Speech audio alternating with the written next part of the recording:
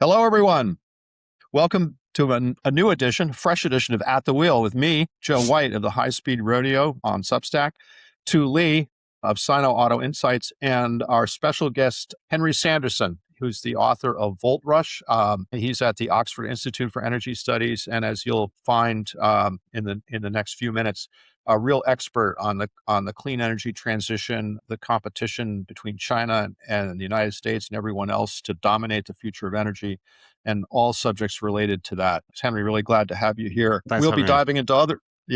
diving into other things around the news and trends in the world of cars.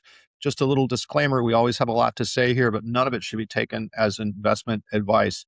Two, I want to throw this to you to kick off our conversation with Henry, because you both have done extended service in China and know a great deal about China's role in the energy transition.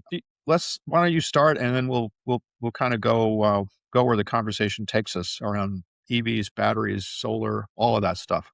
Go ahead. Sure. Thanks, Joe. So Henry and I have shared the stage a few times, most recently in London about 2 years ago with Simon Wright, a former guest of the podcast, talking about minerals, rare earths, batteries. And so, Henry, we overlapped in Beijing, but I've known you since your time at the FT and then since writing Volt Rush. So can you tell us a little bit about yourself, what you specialize in, and why you wrote Volt Rush, what Volt Rush is about? And then we'll get into more of the dirty details, the literal dirty details about minerals and rare earths. Yeah, thanks so much for having me, guys. Really like your newsletter and this podcast. Just a brief overview. Yeah, I used to be a journalist for most of my career, 7 years in Beijing. As you said, we overlapped a bit. I was working for Bloomberg there, then came back to London to work for Financial Times, covering commodities and mining. And that's how I got interested in the supply chain for batteries and electric vehicles, which is what I focus on, as well as I'm interested in broader clean energy. And it's interesting how the narratives always shift, right? And it's hard to forecast things. So at the beginning, it was all about cobalt and nickel for batteries. Now we've shifted battery chemistry quite a bit. And now it's all about AI and data centers and this. So, the narrative always shifts. But at the heart of it, I think, is power and energy, and we can chat about it. But the importance of states providing power and energy, and what's the best way to do that, and essentially what's the best way to power transportation and power industry, which I think is at the heart of a lot of competitiveness we see today, and especially in Europe. So I'm happy to talk whatever way you want to take the conversation. Well, let me start by asking you, as you were writing Volt Rush, what were the things that stood out and what surprised you, specifically with regards to how much China had invested? Some would argue, I think a lot of people would argue too much, but maybe you can give us a little bit of background on your research for that and what were some of the broad conclusions you made from writing that book? Yeah, so I think, as you know, it's probably the best. I guess what was interesting was at the start of my journey writing the book, I was very interested at the time at the FT to write about these Chinese companies that I felt had a real growing dominance over this supply chain and that very few people in the West knew about. That was number one, but also didn't give much sort of airtime to or admiration to. And, one of those companies was CATL, which is now, the 30% or more the world's batteries. 38%, I think. Yes, that's right. So a hugely dominant company in one of the most important industries, I think, of the future. But there are other companies, like Huayou Cobalt, processing a lot of cobalt from the DRC, Democratic Republic of Congo. There was Ganfeng Lithium, big Chinese lithium company. And it was really what I saw as, they'd taken over this supply chain, whereas, the US used to be a big producer of lithium.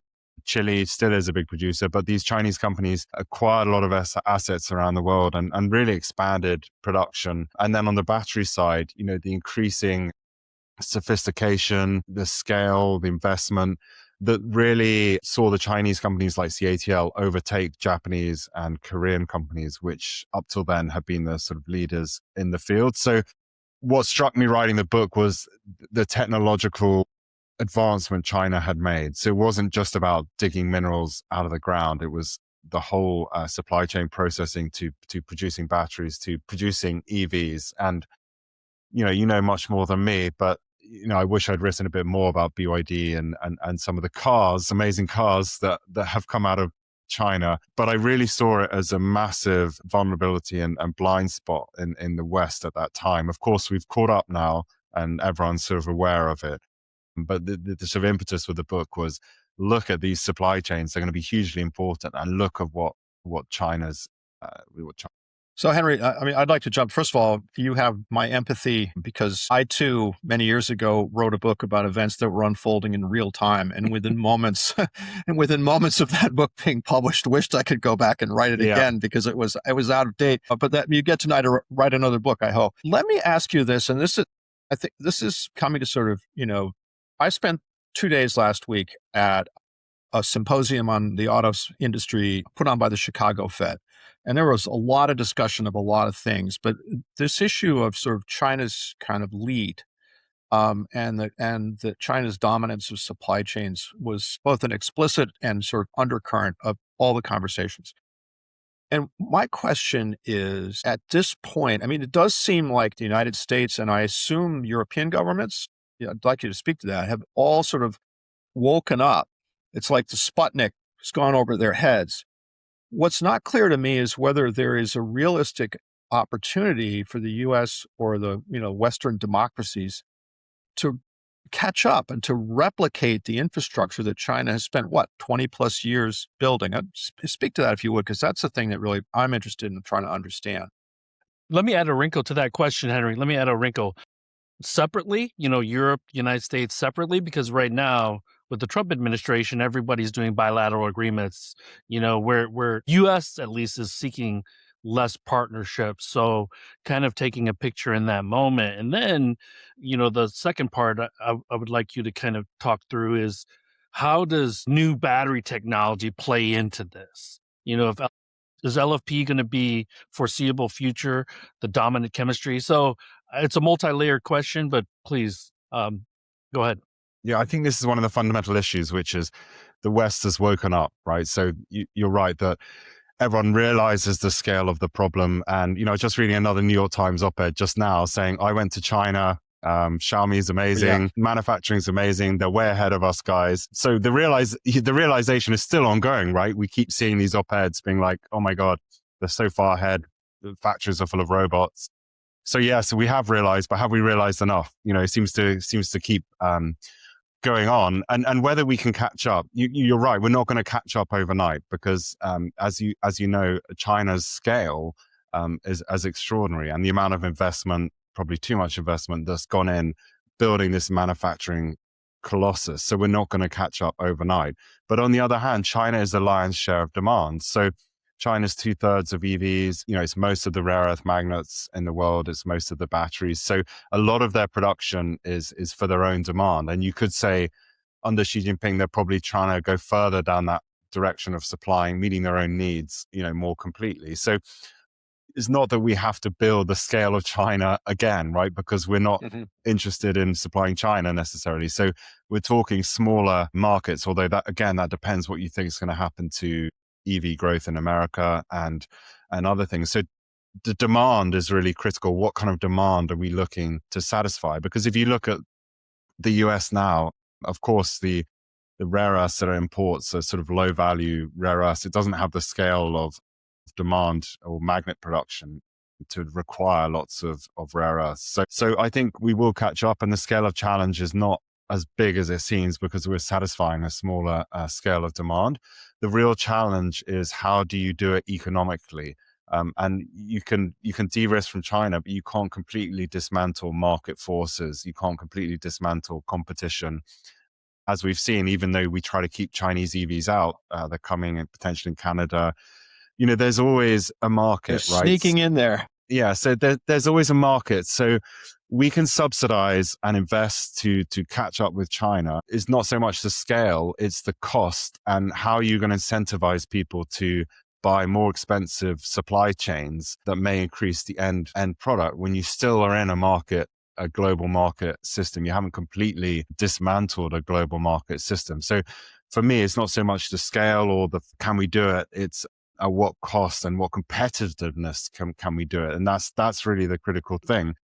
Is an automaker going to pay more for X, Y, Z, or more for rare earth permanent magnets over what time frame, and how much more, and how much help are we going to give them to pay more? So that's the key issue. And companies are companies. They're not government-owned strategic entities that are going to do our geopolitical bidding at whatever cost to shareholders, etc. So that I think is more of an issue, not can we actually build these things. We can see from the pictures of the data centers that's going on in your country, right, that America can build, right? That seems pretty clear to me. America can build. So it's not so much that side of things. It's just the cost and competitiveness.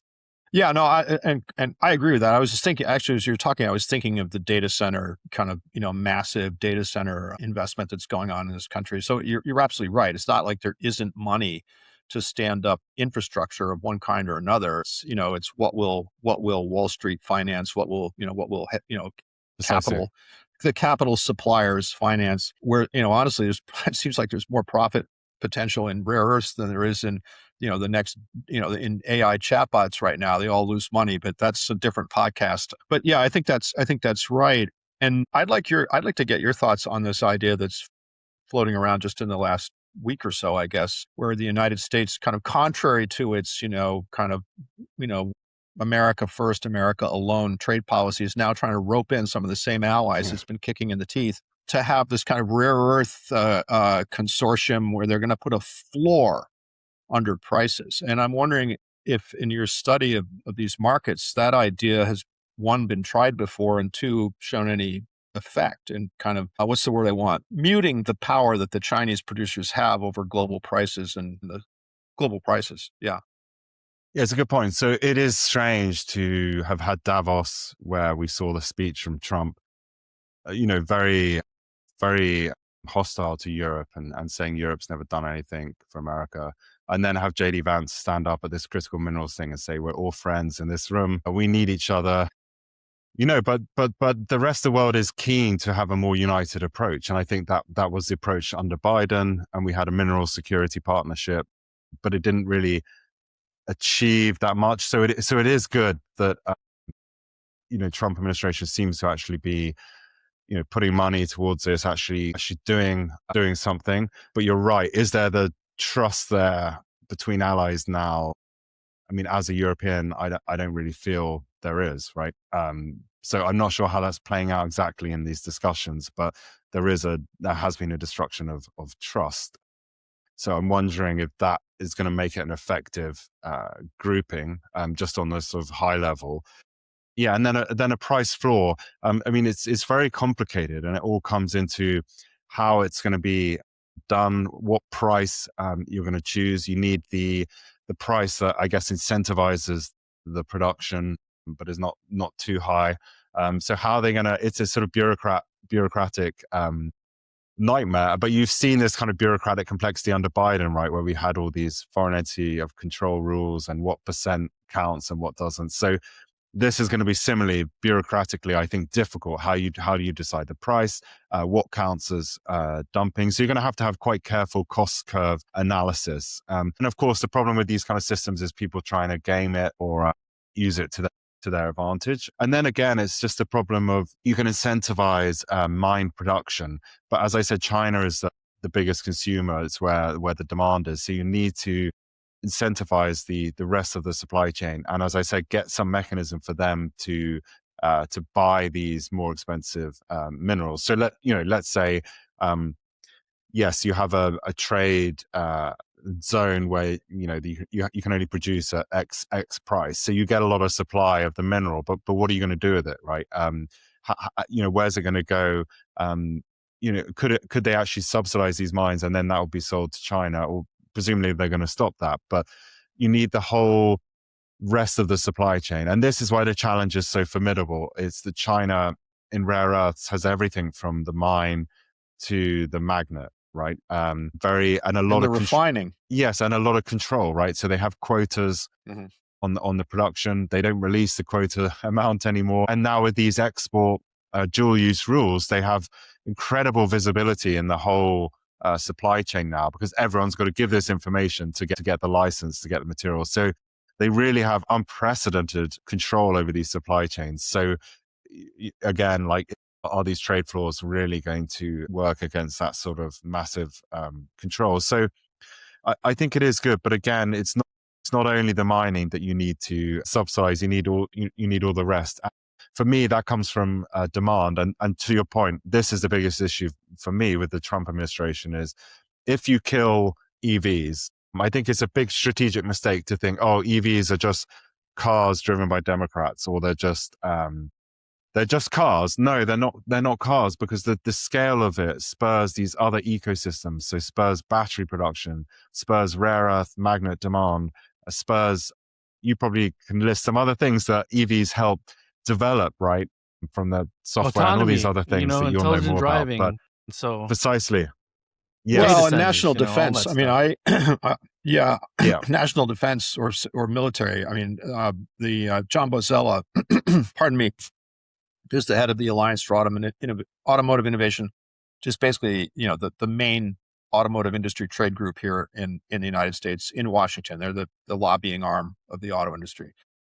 He made that point at this conference I was at, and other people did too. But that you know, when you're scaling a lot of the technology, all this, Henry, all the things you listed are all things that are also necessary for military hardware. And that's the point that the auto folks are trying to make. It's like, look, you know, it's interesting. They're trying to walk a balance beam. On the one hand, they hate fuel economy regulation. It really cramps their style, especially in this country. And on the other hand, they don't want the administration to just, you know, kick the props out from under the EV and related tech development and support for that. So, you know, they're making a national defense argument, but it's legit. It's true. I mean, the same kind of stuff you need in a B-1 bomber, you can use in a Cadillac Escalade. So it's interesting, the dual use question.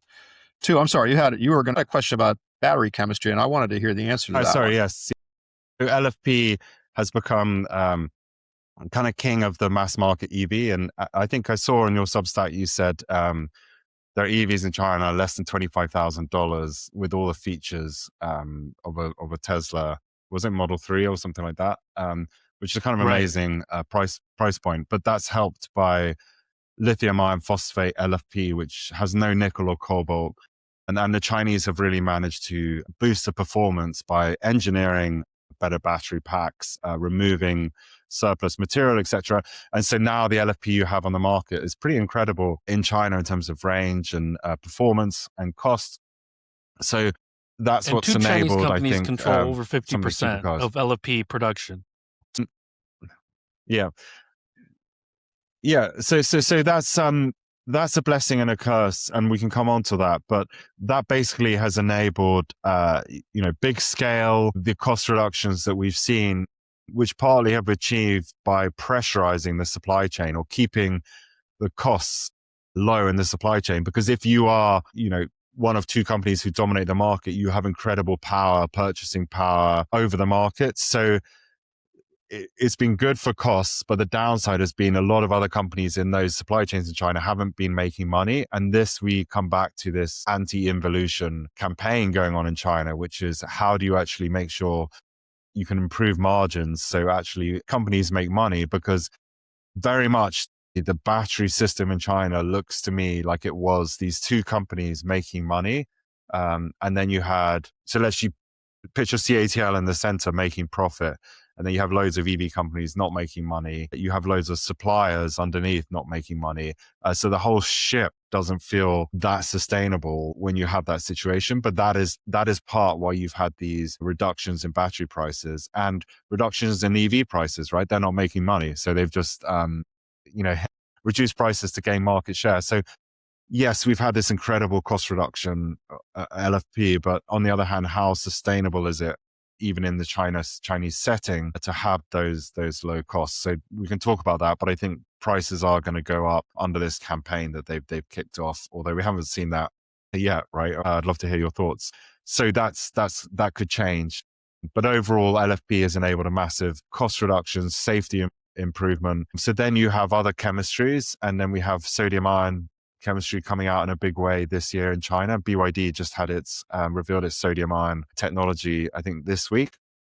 CATL has also revealed it. And then you've got solid state sort of coming at the end of the decade. So if you're looking at foreign battery companies, like the Korean battery companies, they're kind of investing in LFP to catch up. But then the Chinese companies are onto their next target. And EVs weren't even in the next 5-year plan, right? It's like considered solved in that sense. So who knows what's going to come next? So you're always trying to, Yeah, no, Henry, you've hit on something I think is super important, and maybe we'll elaborate on it. And it goes to the problem of like catch up. People talk about catching up. Catching up with what? And you just hit it. I mean, talk about the Korean companies, because it seems like they went all in with the U.S. auto companies, thinking, great, China, we're going to win here in this great big market, all of that. And then now it just seems like they're washed up on the beach. Talk about them and where they're at. Actually, can we throw a curveball real quick? Because Henry, since you're in the UK right now, I want to understand better, and I believe our audience does. Why did British Volt fail?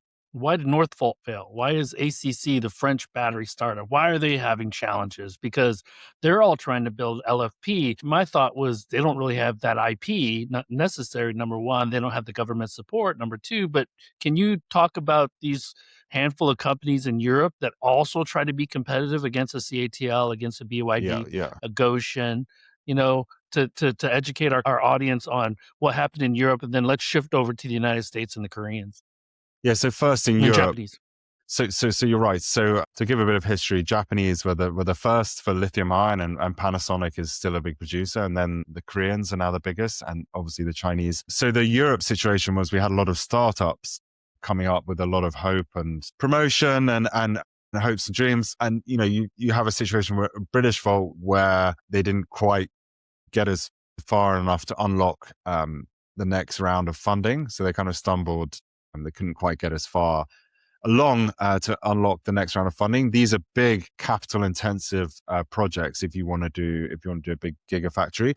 Northvolt was opposite. They got all the funding you could ever hope, like Goldman, loads of funding.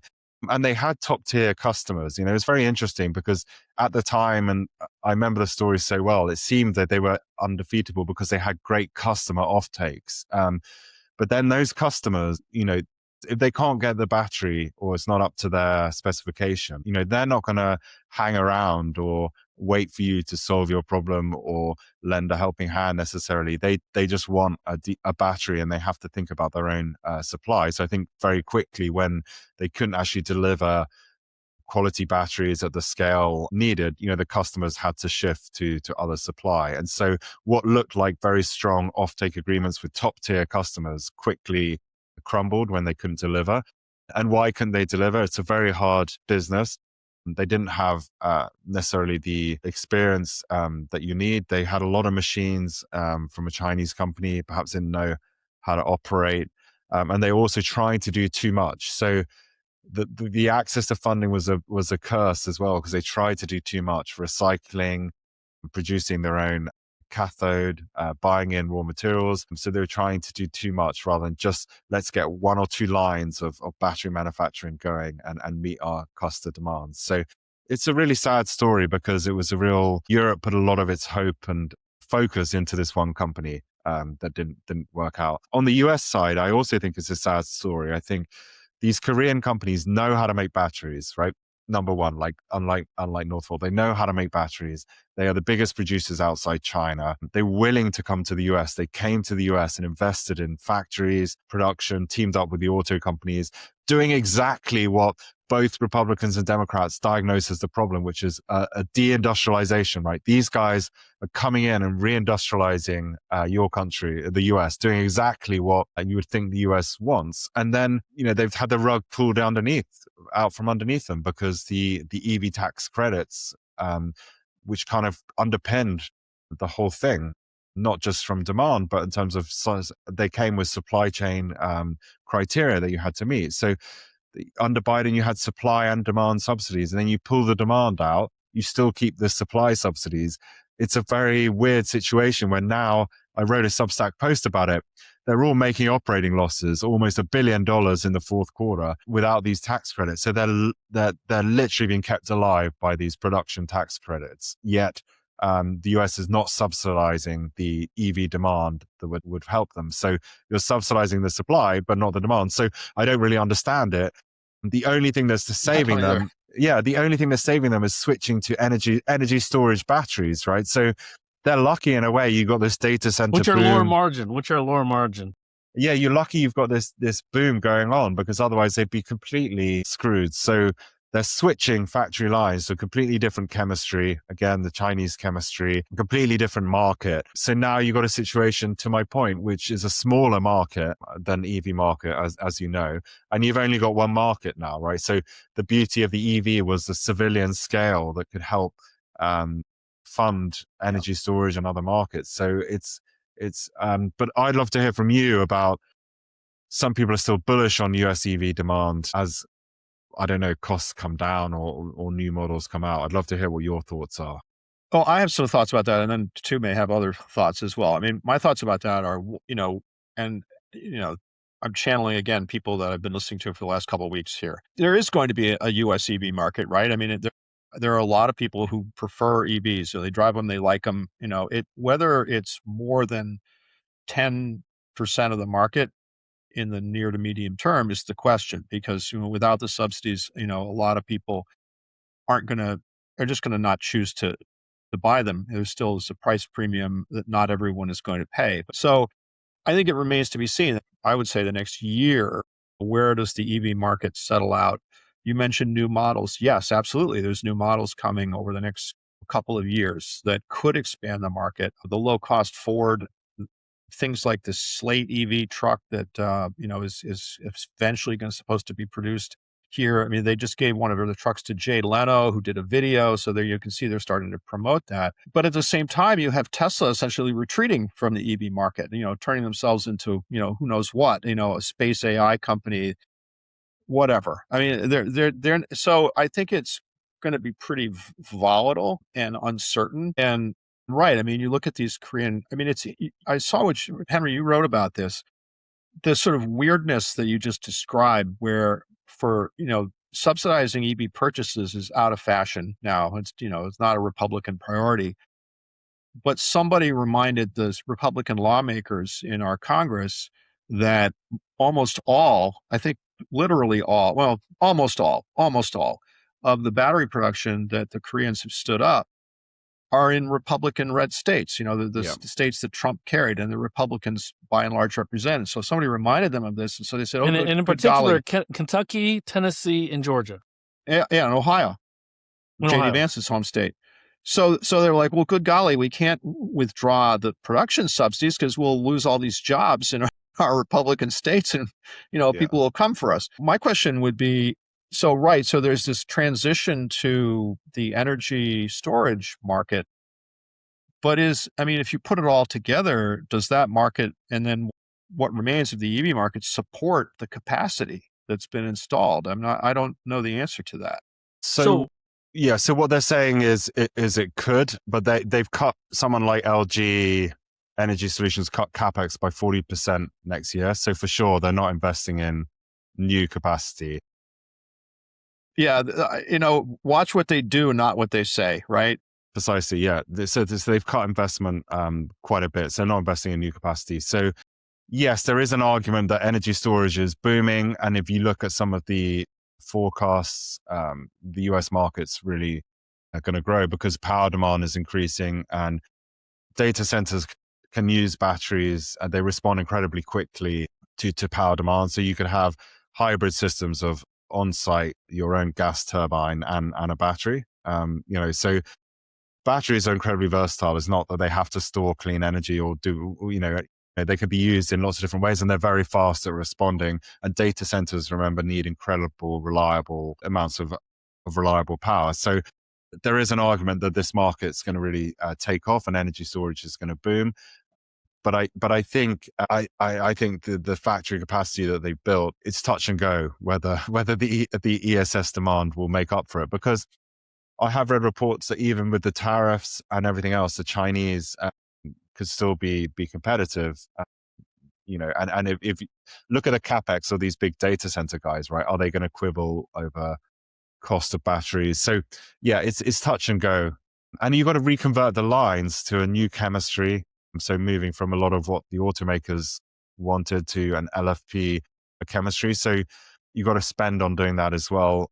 So I think, yeah, it's hard to see if it's going to make up for lost EV demand. So, I listened to that Tesla call as well. And Tesla's obviously very bullish on energy storage and they're doing very well on energy storage. So, but you're right. What was weird was the lack of focus on electric vehicles and almost complete focus on autonomy, AI, these other things. Solar is interesting that they're coming into solar. So yeah, I agree. That doesn't bode that well if the focus on just producing, if there's no focus on producing EVs for normal people. If I were to add a couple of dimensions to think about with regards to the batteries and the overall competitiveness of certain companies, first of all, BESS or batteries for energy storage do not need to be automotive grade, which means that there are more competitors now in that space than there are if you're building batteries for electric vehicles, because automotive grade is a couple tiers more complicated. Yes. Number one. Number two, Ford got that subsidy continued using CATL batteries.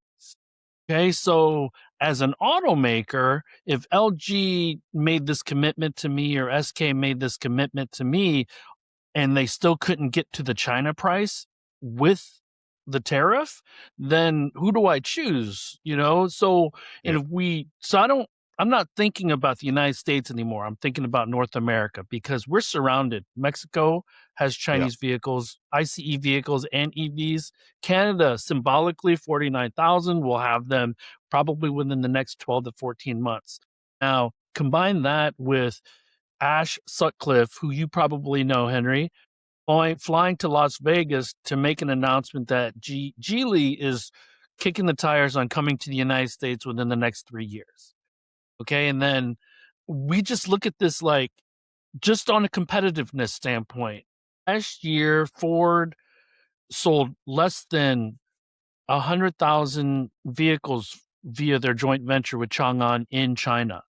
So if we look at the profits from Ford, we look at the product mix, and then where their sales are coming from, they're a single market, single region kind of company. GM Q3 of 2025, Joe and I, we talked about this last week. They're solidly North American. We can't build, U.S. automakers can't build competitive EVs, then it shuts us out in the rest of the world because the rest of the world is growing with China really, really taking the lead on that. You had mentioned they're about 2/3 of all electric vehicles. And we also know that exports will likely increase from China to the dozens of countries that have taken electric vehicles, whether that's Europe, Latin America, Southeast Asia, Australia, Korea, Japan. So that creates even further isolation because there are already barriers to entry that the Chinese are dealing with in Europe. They're taken away in Canada. They got added to in Mexico, but that incentivizes them to invest in building locally. That doesn't help with domestic capacity. That's still a challenge for them, but it's going to isolate the U.S. automakers unless they're able to. And I want to say particularly GM and Ford because Stellantis has 19% stake in Leap Motor. So they already are going to be competitive because of that outside of the United States. So that's kind of how I think of it as well. I mean, do you think is a strategic mistake? Oh, go ahead. So one thing I think about is why didn't these American automakers look at extended range electric vehicles earlier or better hybrids in the way that BYD has, right? It's not that BYD just sells pure EVs. So it is an interesting thought that if you know the US market better than me, but it would seem like the extended range vehicle where you have a bigger battery, a smaller engine is perfect for the US, right? So let me say something, and Joe, then you piggyback off of me first. The politicization of electric vehicles, because GM they had the Volt. Okay, it was very, very low range on the battery, but that was an EREV. Okay, now in China, there's extremes because XPeng is launching a vehicle that goes, I want to say 300 kilometers, almost 250 kilometers on the battery alone before. So total range of 7, 8, 900 kilometers kind of thing. So that's an extreme case because the battery is around 55 kilowatt hours. So it's a massive battery on an EREV. I don't know if that makes sense. That makes sense for the United States. Does it make sense for China? I don't know. But that's what competition breeds. It breeds more and more trying new things to get sales. E-Revs would be perfect. Dodge is coming out with an Ram truck. So I think they're trying it. But that's the unfortunate thing. Most people, especially now that California is suing to get back their state's rights to determine what CAFE standards should be for their state. But the Trump administration pulled that away. Yep. And, you know, if California were a country, they'd be the 10th or 12th largest passenger vehicle market in the world. So that really dictated a lot of how U.S. automakers move forward with product planning and strategy. But that's the unfortunate thing. EVs have really become a left-right thing, unfortunately. Yes, I think that's a mistake. Well, I'd add to that, and to you alluded to it, but I do think that the extremely visible hand of government policy in this country you can't ignore it. It's central to this. The auto companies, with Obama, but then with Biden, both Democrats, the Biden administration we want EVs. We want no carbon emissions. We're siding with California on this. We want no carbon emissions. We're serious about climate change. So, for the regulations, from a regulatory standpoint, the targets and kind of the quotas and the mandates that the automakers had to respond to were full EV. So they, I think, and I'm obviously oversimplifying this, but they looked at the situation and said, fine, we got these huge subsidies for electric vehicles. We only have so much capital, insufficient capital, really, to develop 5 different, 3, 4, 5 different kinds of powertrains. Let's just, and this is true in the case of GM. I mean, as Stu said, Stellantis did kind of put some effort into EREV technology. But I think they looked at this, and the U.S. companies looked at this and said, okay, fine, we have a mandate to produce EVs and to get EVs up to, half or more of the market. We have only so much capital. We're going to focus on EVs. So change-o, within less than a product cycle, the Trump administration throws all that away. If you want to be positive about it, you'd say, great. And the companies company executives say this, they say, great, now the market is going to decide. Yeah. The question I have, having watched the U.S. auto industry's behavior over the last almost 40 years, is that, putting aside the best intentions and the best knowledge of kind of where the future might be, automakers tend to respond to the here and now. And the here and now in the United States, as we all been saying, is that they make money on essentially one kind of product. And that is a combustion truck, sometimes packaged as an SUV. Throwing money into EVs with an uncertain market is going to be a tough call for these companies. So I agree with that point. And I see lots of commentary on Substack saying, and the Stellantis CEO said it's demand, not command. I have some sympathy with this view, which is the consumers never wanted EVs. So that is one view that I think has a logic to it. But your job as a CEO of a car company surely is not just to look at what the consumer want right now. You have to look 5 years ahead, 10 years ahead, right? Do you want to survive as a company in 5 or 10 years? And as Tu pointed out, if EVs are coming to Canada, Mexico, many other countries around the world, fine. The American consumer right now, today, doesn't want an EV, but you got to prepare for a global economic competitive position if you want to be a global company, right? So you got to look forward. And there might be a change in US administration. There might be all sorts of things. I think you're running a huge risk if you don't also want to go into EVs and you think in the US consumer appetite is going to stay exactly the same for 5, 10, 15, 20 years. I don't think it is. Well, it won't. It won't. And again, I mean, come back to this thing that I may be putting too much emphasis on this, but I do think it's important.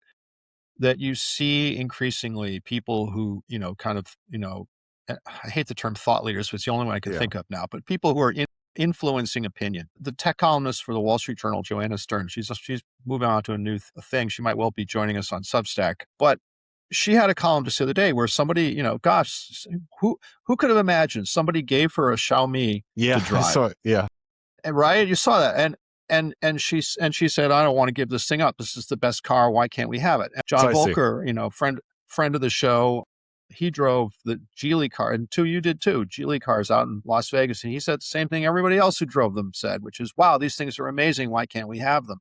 Yeah. That opinion, this is what happened with the Japanese cars in the 70s and the early 80s. It's what happened with the BMW. BMW in the early 1970s when they came in, when they had the 2000, when you had the sort of elite or kind of people in the know, the early adopters said, wow, these vehicles are so much better than the crap Detroit is producing. And that, I think the Chinese, and they're not stupid, they're getting better at this, right? The Chinese realize that they're this biding is their time. Something that could help them, and they're biding their time. So the other issue I think is, So I say I have sympathy. Like many consumers I speak with in the UK, I get frustrated because there still is a massive reluctance to buy an EV, right? And I just don't understand it.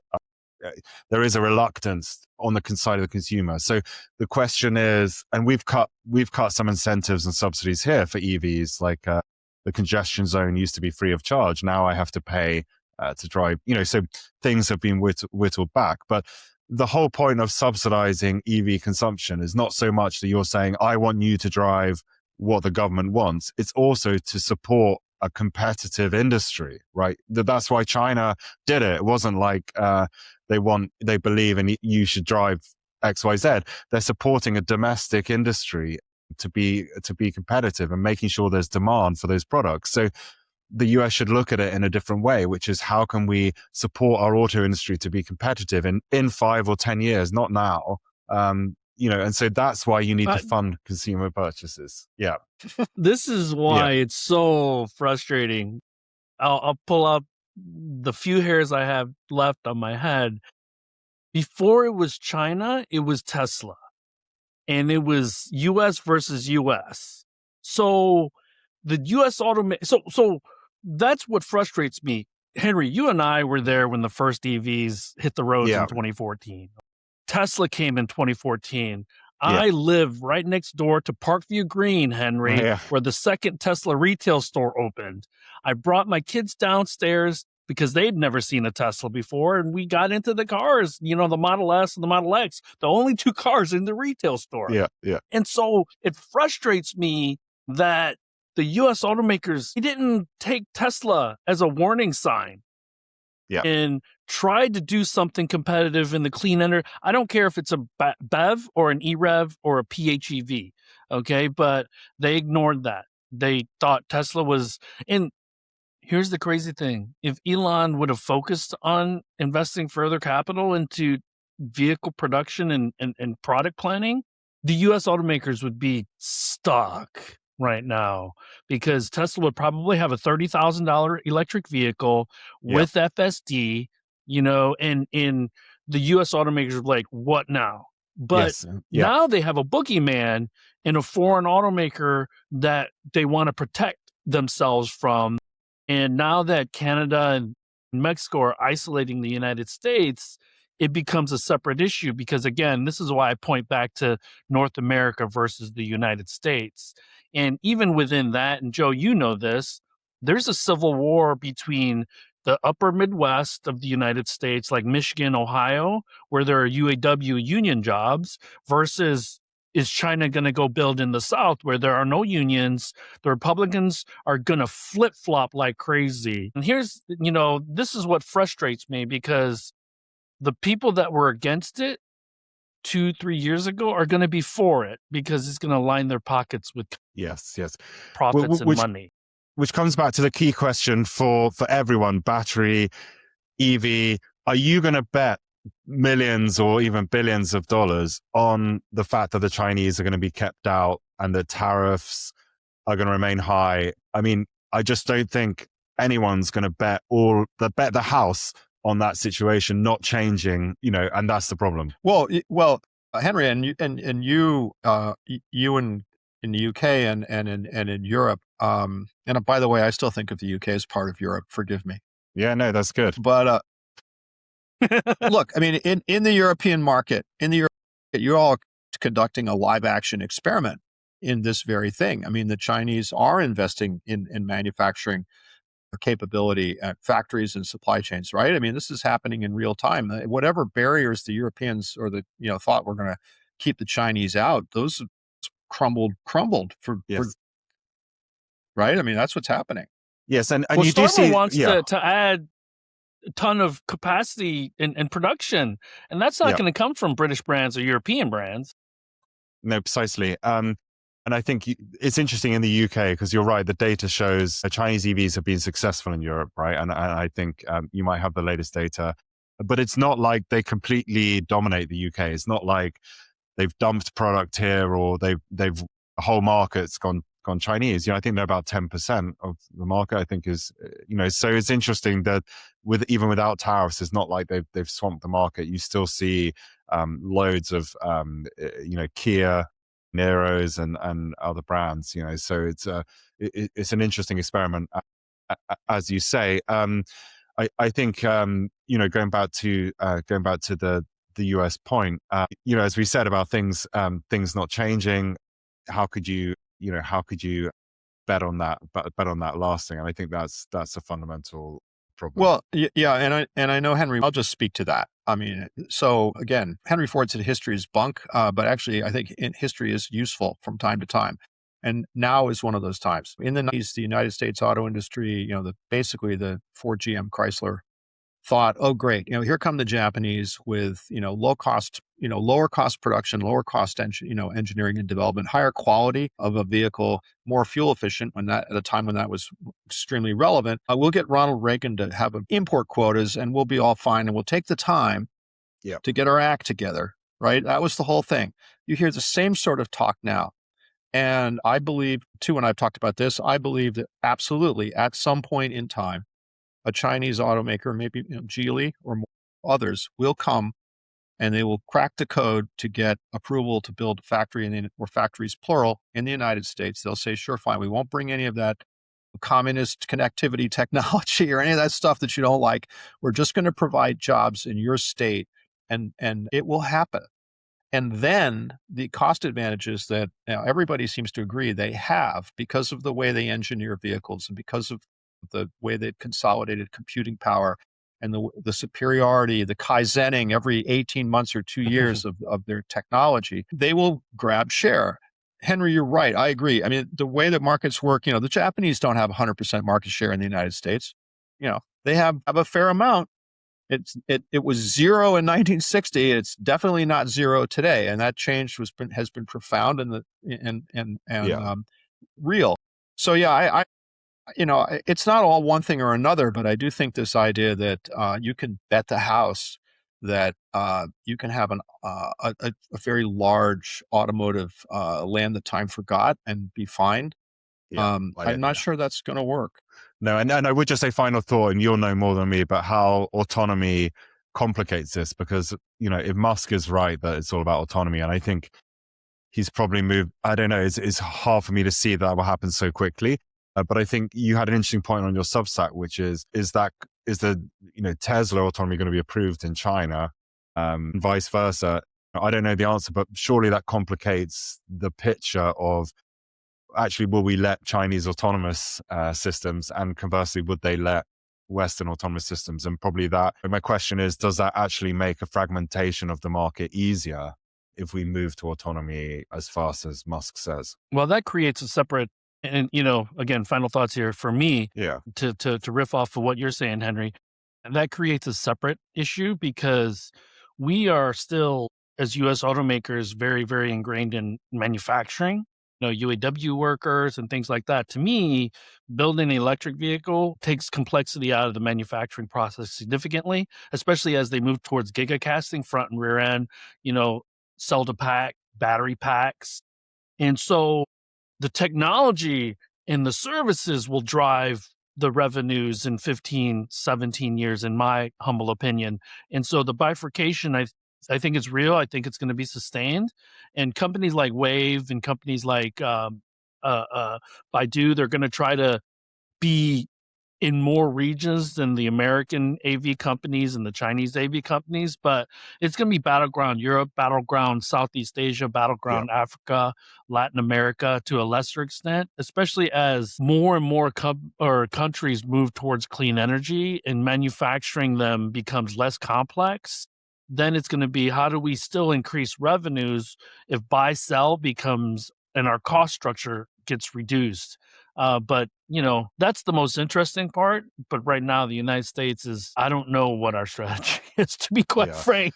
So I can't explain this very clearly. You're in good company. Nobody else does either. Yeah, I share your commiserations about, I wish there was a Tesla mass market EV. I've always been disappointed there wasn't.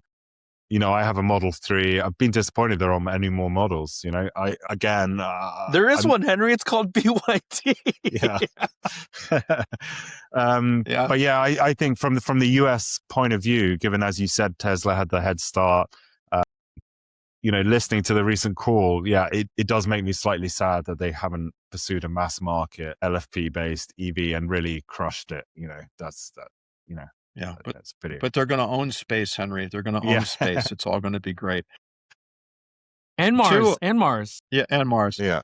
Henry. So let's do this. Let's do this. Henry, can you let everyone know how they can find your content, where you at? Yeah, Are you on social? How they can learn more about Volt Rush, things like that. Yeah, so it's mostly sign up for my newsletter on Substack, since this is live on Substack, right? So it's called Volt Insight. You can find it on Volt Rush, Substack.com. Sign up for there. That's where I put out most of my content. Great. Henry, thank you so much. Really appreciate your time. Thank you. This morning or this afternoon in your case. Thanks for having me. Henry, I might be in London a couple times this year, so I will definitely reach out to catch up. All right. Sounds good. Good deal. Looking Looking forward to it. Thanks, guys. All right, thanks for joining us, Henry. Cheers. We'll see you. Thank you, and thank you, everybody.